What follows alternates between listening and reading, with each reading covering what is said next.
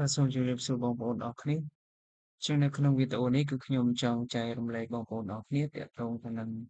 យើងបង្កើត quiz ក្នុង Google Form ណាប៉ុន្តែយើងអត់ធ្វើនៅក្នុង Google Form ទេយើងឲ្យ AI គាត់ generate ឲ្យហើយយើងយកអ្វីដែល AI generate ហ្នឹងយកទៅដាក់នៅក្នុង Google Form អាហ្នឹងគឺវាដើម្បីកាត់បន្ថយពេលវេលាយើងអញ្ចឹងណាវាអត់សូវសុខស្មើអូខេអញ្ចឹងនៅក្នុងវីដេអូនេះគឺខ្ញុំនឹងបង្ហាញពីវិធីធ្វើ quiz ជាភាសាអង់គ្លេសឥឡូវខ្ញុំចូលមកកាន់ Google Chrome ហើយបន្ទាប់មកទៀតបងប្អូនអាចវាយ Google Gemini អូខេបងប្អូនវាយទៅនេះ Google Gemini អញ្ចឹងទៅ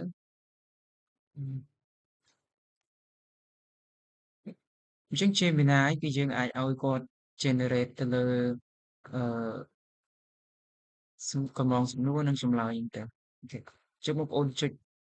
ចូលមកកាន់កន្លែងហ្នឹងមកប្រសិនបើបងប្អូនអត់ទាន់ sign in ជាមួយវាទេអឺបងប្អូនអាចធ្វើការsign in ជាមួយកម្មវិធីហ្នឹងសិនទៅអូខេអញ្ចឹងនៅក្នុងកន្លែងនេះគឺខ្ញុំចង់ឲ្យ AI គាត់ធ្វើតាក់ទងទៅនឹងអឺកម្រងសំណួរឥឡូវខ្ញុំដាក់ថា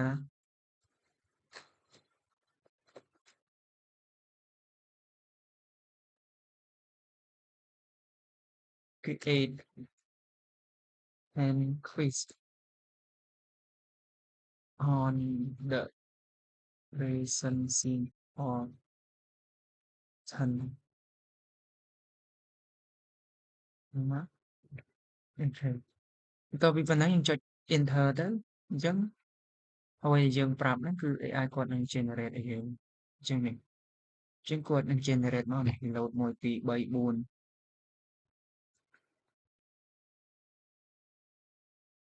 អូខេ10ហ្នឹងហើយអញ្ចឹងនៅក្នុងហ្នឹងគឺ AI គាត់នឹងប្រាប់ចម្លើយប្រាប់អីហើយអញ្ចឹងណាហើយអញ្ចឹងបន្ទាប់មកទៀតបងប្អូនអាចធ្វើការអីគេបងប្អូនអាចចុចមកកន្លែង share នេះបើវាចេញអញ្ចឹងបងប្អូនចុច share កន្លែងនេះមកហើយចុច copy link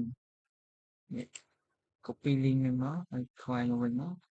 ហើយយើងខ្វែងអានេះវិញយក link ហ្នឹងមកផាសកន្លែងនេះ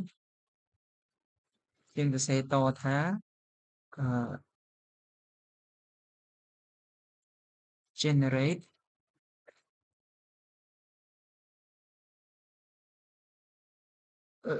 script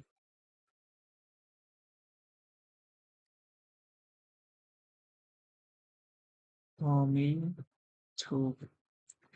put in the Google Form in script art ហ្នឹងមកអូខេ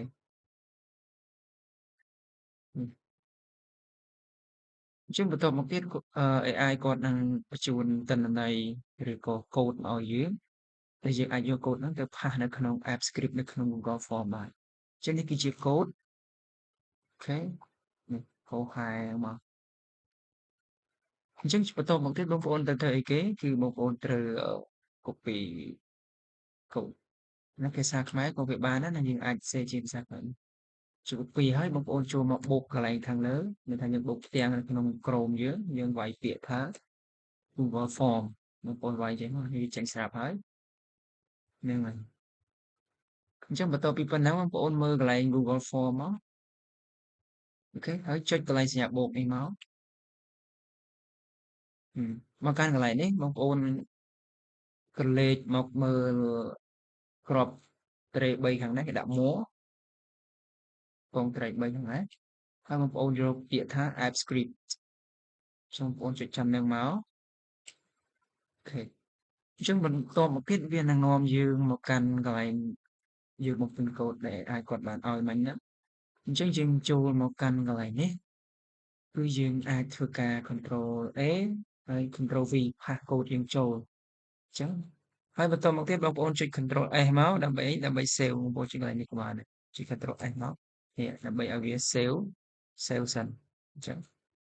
បន្ទាប់ពី save ហើយបងប្អូនត្រូវធ្វើការចុច run បងប្អូនឃើញពាក្យដាក់ពាក្យ run នៅកន្លែងនេះរូបសញ្ញា play video បែបនេះ ហើយបន្ទាប់មកទៀតកន្លែងនេះវាឲ្យយើង review permission អញ្ចឹងកន្លែង re authorization require ហ្នឹងបងប្អូនចុចកន្លែង review permission មកហើយកន្លែងនេះទៀតយើងចូលមកកាន់ email យើងនេះវាប្រាប់នេះយើងចុច continue មកគឺថានេះស្ទើរយើង Google Form កន្លែងហ្នឹងយើងធ្លាប់ប្រើជាមួយ email ណាអីចឹងណាវាស្រួលអូខេឥឡូវវាកំពុងតែដំណើរការនេះវាកំពុងតែដំណើរការបែបនេះ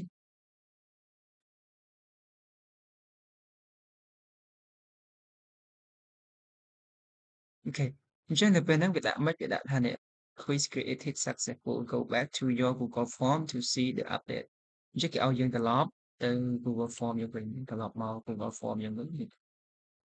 យើងឃើញអត់នេះអញ្ចឹងនេះគឺជាលំហាត់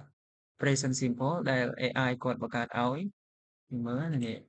យើងចម្លើយគាត់ដាក់ស្រាប់អូខេនេះ